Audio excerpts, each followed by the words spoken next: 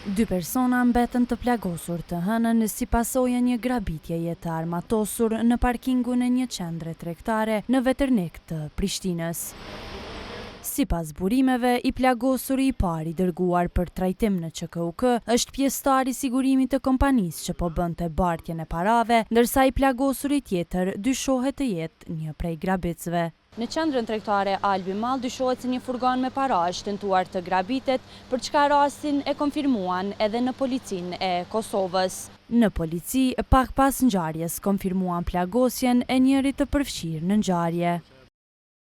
Sot, rreth orës 10:30, kemi pranuar informatën për të shtëna me armë në lagjen Veternik në Prishtinë, ku është plagosur një person. Bazuar në të dhënat e deritanishme, rasti dyshohet se ka ndodhur gjatë një grabitjeje të armatosur ndaj pjesëtarëve që siguronin një furgon që transportonte para. Personi i lënduar është dërguar për tretman mjekësor, ndërkohë që hetuesit policor në koordinim me prokurorinë janë duke i ndërmarrë të gjitha masat e nevojshme për identifikimin dhe arrestimin e të dyshuarve, si dhe për zbardhjen e plotë të rrethonave të rastit. Eagron Qitaku, mjek kujdestar në emergjencën e QKUK-s, tha se i plagosuri i dytë është pranuar rreth orës 12, një orë e gjysmë pas ngjarjes. Sipas Qitakut, gjendja shëndetësore të plagosurve është e rëndë. Ka ora 11, ka orë një pacient, kemi ne i plagosën me armë zjarri.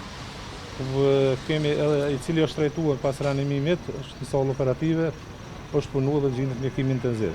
Po edhe ka ora 12 kemi pas edhe një tjetër, i cili gjithashtu është reanimu, është për momentin në sallë operative. Regioni kryesisht është i abdomenit, e i parit, e i dyti është edhe në kom. Në prokurorinë themelore të Prishtinës thanë se ende nuk ka të arrestuar për rastin.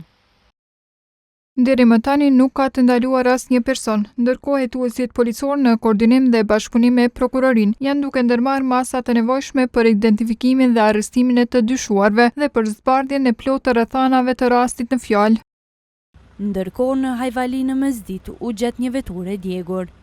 Sipas burimeve nga prokuroria, ajo u doq nga persona të dyshuar për grabitjen në Veternik.